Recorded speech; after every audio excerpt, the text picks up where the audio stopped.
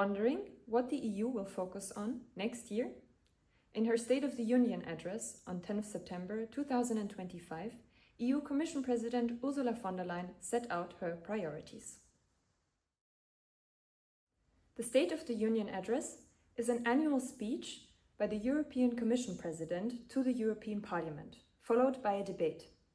In this speech, the European Commission President reflects on the past year and, most importantly, outlines the main initiatives, priorities and the vision for the upcoming year. Europe's future is being shaped in the East. Rarely has this been felt so strongly in Strasbourg, the European Parliament, as now.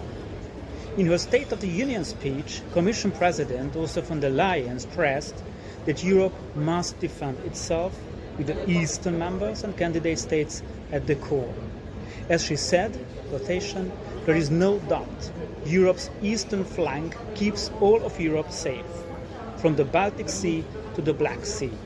End of the quotation. A day earlier, Moldova's president, Maia Sandu, warned that her country cannot withstand Russian aggression without the EU, and that without the resilient Moldova and Ukraine, the EU cannot safeguard its own security.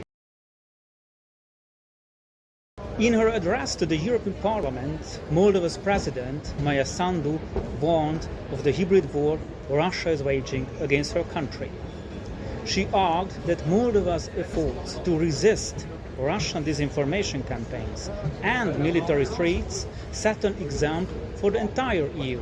However, as Maia Sandu said, the EU membership would be the most effective shield against Moscow. In her State of the Union address, President of the Commission, Ursula von der Leyen, placed Ukraine at the forefront of the whole speech. She called for more sanctions on Russia, the use of frozen Russian assets to finance new loans for Ukraine, and a stronger self-defense in Europe. Von der Leyen stressed that few countries have contributed more to Europe's defense than Ukraine itself. She also announced concrete steps, a drone alliance with Ukraine, and the front-loading of €6 billion from the G7-led Extraordinary Review Acceleration Initiative.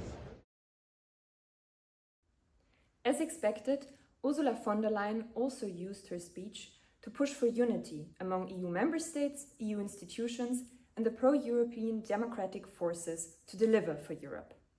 The urgency for such united actions became once more clear on the very morning of her address, when more than 10 Russian drones violated Poland's airspace. Indications suggest that this attack could be intentional rather than accidental. Poland shot the drones down and is now in very close consultation with NATO. In her speech, Ursula von der Leyen condemned the incident as a reckless and unprecedented act, and she also declared that Europe stands in full solidarity with Poland.